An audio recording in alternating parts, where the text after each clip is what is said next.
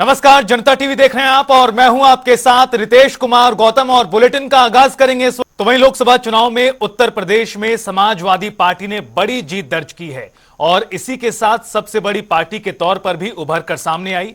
ऐसे में राजनीतिक गलियारों में चर्चाओं का बाजार भी गर्म हो चुका है। केंद्र में सरकार और मंत्रालय के साथ उत्तर प्रदेश के अगले राज्यपाल को लेकर भी चर्चाएं तेज हैं। तो वहीं सपा के राष्ट्रीय महासचिव किरणमय नंदा के नाम पर भी चर्चा सामने आ रही है, जिसे लेकर हमारे संवाददाता तौकीर किदवई ने किरणमय नंदा से खास बातचीत की है। आइए आपको दिखाते हैं। पार्टी ने लोकसभा में बड़ी जीत दर्ज की है। किरणमय नंदा जी हैं, वरिष्ठ नेता हैं समाजवादी पार्टी के। रिजल्ट क्या कह रहे हैं और आगे की रणनीति क्या होगी नंदा जी? देखिए, सबसे पहले मैं उत्तर प्रदेश का जनता का जनार्दन को मैं नमन करता हूँ, बधाई देता हूँ। उत्तर प्रदेश जनता इस बार अखिलेश जी का साथ दिया, समाजवादी पार्टी में साथ दिया। एक ऐतिहासिक फल हम लोग किया, भाजपा को ध्वस्त कर दिया। भाजपा का एकक सरकार जो आज दिल्ली में नहीं है, केवल समाजवादी पार्टी का वजह से जो नारा अखिलेश जी दिया था, पीडीए का नारा, इसमें दलित, अल्पसंख्यक, पिछड़े सब एक साथ में सपा का साथ आ गया। इसलिए 43 सीट्स हम लोग उत्तर प्रदेश में जीत के भाजपा को ध्वस्त कर दिया। अभी क्या लग रहा है आगे, क्योंकि जब अब तो गठबंधन की सरकार होगी इधर या उधर, तो जो रणनीति है, आपके जो पुराने साथी थे चाहे आरएलडी हो, क्या उनको संपर्क में लिया जाएगा?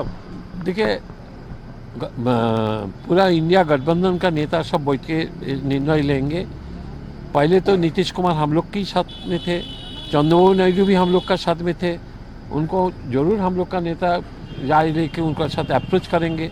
हम लोग कोशिश करेंगे जो जनता चाहते हैं भाजपा की इंडिया गठबंधन को हटा के इंडिया गठबंधन का सरकार बनाने के लिए हम लोग कोशिश करेंगे हिंदुस्तान में इंडिया का सरकार बनाने के लिए। तो ये क्या जो तैयारी है शुरू हो गई है? बातचीत शुरू हुई कहीं अभी? बातचीत तो शुरू हुआ, हो सकता है इस बार इंडिया गठबंधन का सरकार कभी ना कभी बन जाएगा। मतलब पूरी उम्मीद दिख रही है अभी। आपकी भी भूमिका बहुत अहम रही थी इस चुनाव में। आगे की रणनीति क्या है आपका? क्या अभी कुछ और भी कुछ चेंजेस होने वाले? देखिए, सब चाहते हैं, जनता ही चाहते हैं। ये चुनाव केवल इंडिया गठबंधन नहीं लड़ा, ये चुनाव इंडिया गठबंधन का साथ अखिलेश जी का जो पीडीए नारा है, ये दोनों एक साथ मिलके जो चुनाव लड़ा, इसमें जो पीछे ये पूरा आज इंडिया गठबंधन का साथ आया, समाजवादी पार्टी का साथ आया।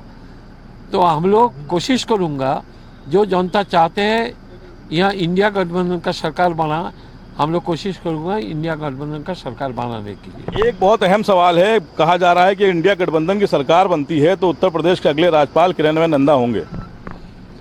मैं तो नहीं सुना, ये हम लोग का कुछ ये नहीं। हम लोग का पहले एक ही हम लोग का काम है जो इंडिया गठबंधन का सरकार बने। देखिए, किरणमय नंदा जी हैं, आज पार्टी कार्यालय पहुंचे हैं। कल बड़ी जीत दर्ज की थी इन्होंने और आज किरणमय नंदा पार्टी ऑफिस में है। भले ही अखिलेश यादव कन्नौज गए हैं अपना सर्टिफिकेट लेने, उसके बाद यहाँ पर पहुँचेंगे, पार्टी कार्यालय पे भी आएंगे, वरिष्ठ नेताओं से बातचीत भी करेंगे। लेकिन किरणमय नंदा एक बड़ा चेहरा साबित होंगे। पश्चिम बंगाल से आते हैं और उत्तर प्रदेश की राजनीति में यानी कि मुलायम सिंह यादव के साथ एक लंबे समय से जुड़े हुए हैं।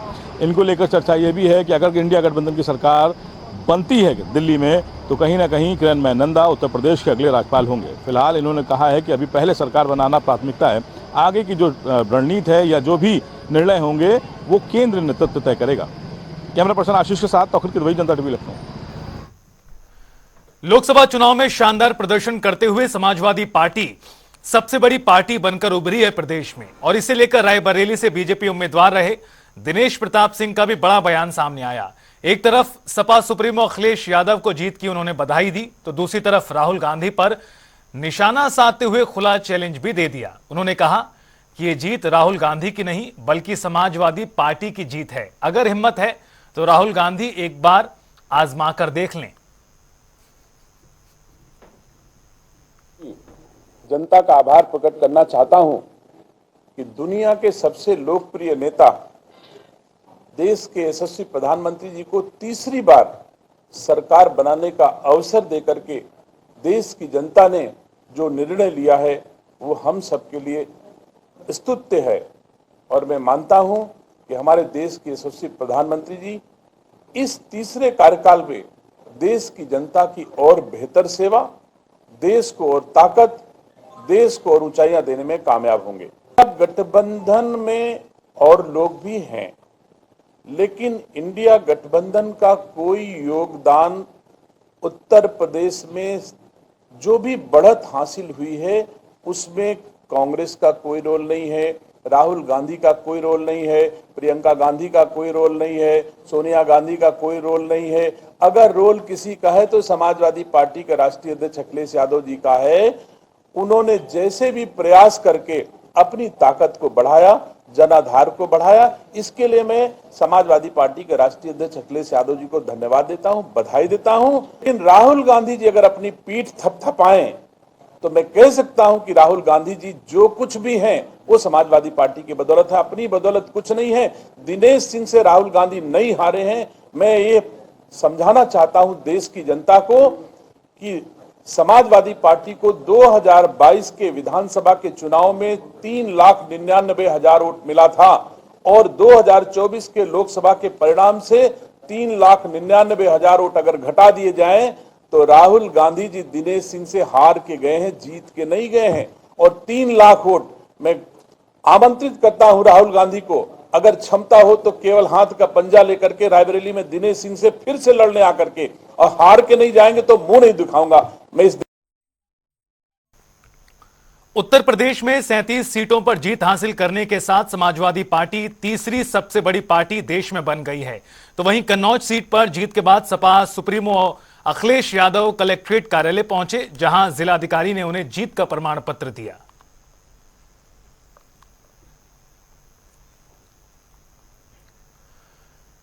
उत्तर प्रदेश में 80 सीटों में से 37 सीटों पर समाजवादी पार्टी को मिली जीत के बाद समाजवादी पार्टी में खुशी का माहौल है। तो वहीं मैनपुरी से सपा उम्मीदवार डिंपल यादव ने जीत हासिल करने के बाद यूपी की जनता को धन्यवाद कर भारतीय जनता पार्टी को आड़े हाथ लिया। उन्होंने कहा कि मैं यूपी की जनता का तहे दिल से धन्यवाद करती हूं। यूपी की जनता ने बीजेपी का घमंड तोड़ दिया है।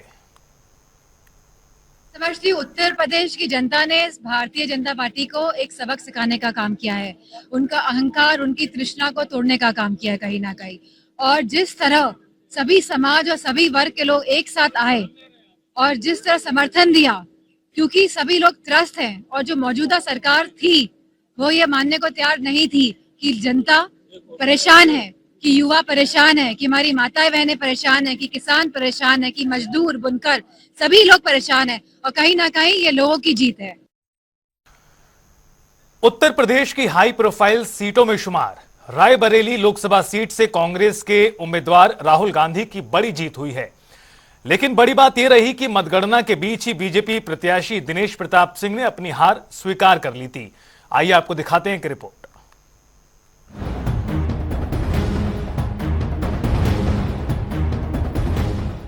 हमारे परिवार का अमेठी रायबरेली से 100 साल का रिश्ता है।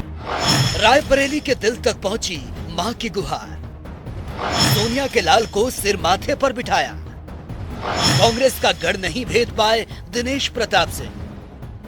लोकसभा चुनाव को लेकर कल तक 400 पार का दावा करने वाली बीजेपी को उत्तर प्रदेश के रायबरेली में तगड़ा झटका लगा। यहां से भगवा दल के उम्मीदवार दिनेश प्रताप सिंह ने अपनी हार को मान लिया और राहुल जीत गए।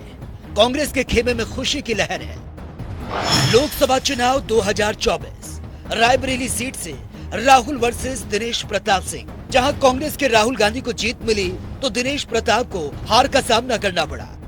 भारी सपोर्ट दिया, भारी बहुमत से आपने जिताया, इसके लिए आप सबको बहुत बहुत धन्यवाद। मैं अपनी यूपी की जनता को ये कहना चाहूंगी कि उन्होंने बहुत ही विवेक दिखाया और मुझे सबसे ज्यादा गर्व अपने यूपी पे है। दिनेश प्रताप सिंह ने फेसबुक पर पोस्ट कर अपनी हार को स्वीकार लिया। उन्होंने लिखा, कर्तव्य पथ जो मिला, मैंने रायबरेली की देवतुल्य जनता की विनम्रता के साथ खूब परिश्रम करके सेवा की। फिर भी मुझसे अपनी सेवा के दौरान मन वचन क्रम से कोई त्रुटि रह गई हो या किसी को कोई पीड़ा पहुंची हो तो हम रायबरेली वासियों से क्षमा के प्रार्थी हैं। अपने उन तमाम शुभ चिंतकों, पार्टी जनों का हृदय से धन्यवाद देता हूं, जिन्होंने अथक परिश्रम किया। चुनाव खूब अच्छा लड़ा, लेकिन निर्णय हमारे हाथ में नहीं था। जनता भगवान का स्वरूप होती है, उसका जो भी आदेश होगा सदैव सिर माथे पर रहेगा। रायबरेली वासियों, फिर भी भरोसा रखो, ये रायबरेली का आपके परिवार का भाई सदैव तुम्हारे साथ हर सुख दुख में साथ रहेगा। नहीं चला मोदी मैजिक। बीजेपी इस बार के लोकसभा चुनाव में पीएम मोदी के नाम पर उतरी थी, लेकिन इस बार मोदी मैजिक नहीं चला। यूपी और बिहार समेत कई राज्यों में बीजेपी को नुकसान हुआ। इसके बाद सवाल उठने लगा कि क्या मोदी मैजिक कम हो गया, जिसका फायदा कांग्रेस को मिला और वापसी करने में कामयाब हो रही है। चल गया खटाखट वाला दांव। कांग्रेस पार्टी पिछले 3 चुनाव में सबसे शानदार प्रदर्शन करती नजर आ रही है। कांग्रेस के प्रदर्शन के बाद इस बात की चर्चा होने लगी कि राहुल गांधी का खटाखट वाला दांव चल गया। दरअसल लोकसभा चुनाव के प्रचार के दौरान राहुल गांधी ने खटाखट खटाखट कहा था। उन्होंने कहा था केंद्र में इंडिया गठबंधन की सरकार बनते ही हर महीने पैसे दिए जाएंगे। 4 जुलाई को 8,500 रुपए अकाउंट में आने लगेंगे। हर महीने की पहली तारीख को खटाखट खटाखट अंदर लाइन लगने वाली है सीटों की, टकाटक टकाटक टकाटक टकाटक। हम एक और एक जुड़ गए हैं तो 11 हो गए, और वो लोग एक और एक लड़ गए तो बताओ 0 हो गए कि नहीं हो गए। Goodbye BJP, goodbye Narendra Modi, tata. Raebareli की सीट पर राहुल गांधी की जीत का श्रेय सिर्फ और सिर्फ सोनिया गांधी को जाता है, क्योंकि सोनिया गांधी ने राज्यसभा का रुख किया और बेटे राहुल गांधी को रायबरेली की सियासत विरासत में दी। साथ ही मंच पर प्रियंका गांधी और राहुल गांधी के साथ बीच में खड़ी सोनिया गांधी ने रुंधी आवाज में कहा था कि उनके परिवार का इस निर्वाचन क्षेत्र से खास जुड़ाव है। सोनिया ने कहा था कि मैं अपने बेटे को आपको सौंप रही हूं, जैसे आपने मुझे अपनाया है, कृपया उसे भी अपना लीजिए, वो आपको निराश नहीं करेगा। और रायबरेली ने राहुल गांधी को आखिरकार अपना मान ही लिया है। ब्यूरो रिपोर्ट, जनता टीवी।